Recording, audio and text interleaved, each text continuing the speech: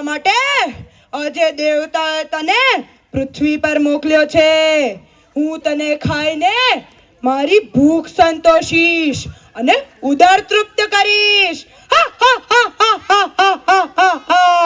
હું તમારો આહાર નથી. હું મારા સ્વામી શ્રી રામનું કાર્ય કરવા નીકળ્યો છું. મારા ઉપર તમારો કોઈ અધિકાર નથી. છે, સંપૂર્ણ અધિકાર છે, કારણ કે હું ભૂખી છું. જે ભૂખ્યા હોય તેનો સર્વપ્રથમ અધિકાર છે. જો તે મારી ભૂખ ન સંતોષી તો તે અધર્મ ગણાશે. જો તું ઈચ્છે તો મારા આહાર માટે તારી જગ્યાએ કોઈ બીજાને પણ મોકલી શકે છે, જેવું મહારાજ શિવીએ ભૂતકાળમાં કર્યું હતું. તેથી ભૂખ્યાને ભોજન મળવાથી ધર્મનું રક્ષણ પણ થશે અને તારા પ્રાણ પણ બચી જશે. પરંતુ માતા, બીજાના પ્રાણ આપીને પોતાના પ્રાણ બચાવવા એ કોઈ ધર્મ છે? પરંતુ એ મહાપાપ છે. તેથી હું જ તમારું ભોજન બની જાઉં છું. વાહ, કેટલી ધર્મયુક્ત વાત કરી છે તે. ચાલ, હવે તું મારા મોઢામાં આવી જા. પરંતુ માતા, અત્યારે મારું પ્રથમ કર્તવ્ય મારા સ્વામી શ્રી રામનું કાર્ય છે. પહેલા હું મારા સ્વામી શ્રી રામનું કાર્ય કરવા લંકા જઈશ. ત્યાં હું માતા સીતાની શોધ કરીને તેમને સ્વામી શ્રી રામના સમાચાર આપીશ અને વળતો જવાબ લઈને સંભળાવીશ. આ રીતે મારો કાર્ય પૂર્ણ થયા બાદ હું તમારો ભોજન બનવા આવીશ. હું વચન આપું છું. તેથી માતા, મોડું ન કરો, મને જવા દો. હું તારા આવા ખોટા વચનોમાં ભ્રમિત નથી થઈ જવાની. મને બ્રહ્માનું વરદાન છે કે હું જે માર્ગ પર ઊભી હોઉં ત્યાંથી મને ઓળંગીને કોઈ જઈ શકતું નથી. તેથી તારે મારા મોઢામાં જ આવવું પડશે. જો તું ત્યાંથી બચી ગયો તો ઠીક છે, તે દેખી જશે.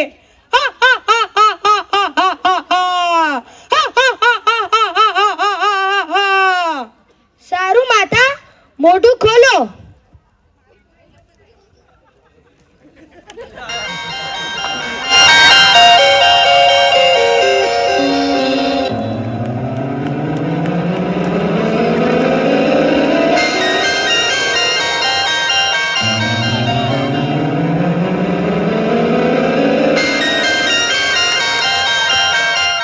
માતા, મેં બ્રહ્માજીનું વરદાન પાડ્યું છે, તેથી હવે મને જવા દો.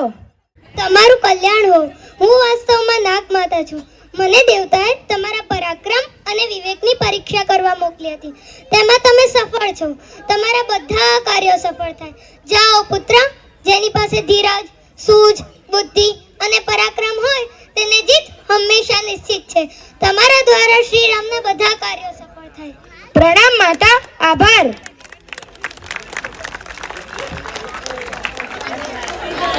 राक्षसी सिंहिका छाया पतरे खान उड़ते की छाया धरे उड़ता हुआ रुक जा.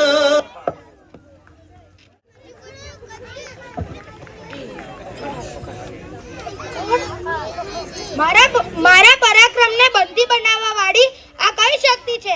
મારી તીવ્ર ગતિને અવરોધનાર આ શક્તિ કઈ છે? હું નિશાચર સિંહ છું. પક્ષીઓના પક્ષને પકડીને ખાઈ જાઉં છું. આજે તને ખાઈને મને ખૂબ આનંદ આવશે.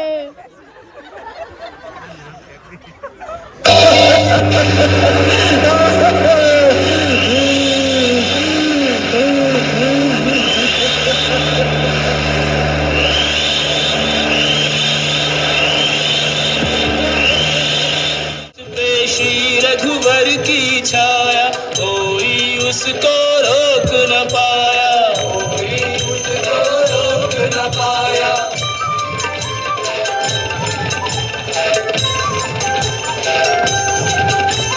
बाधा विघ्न कराघ समंदर निर्भय पवन वेग से उड़कर समय लंका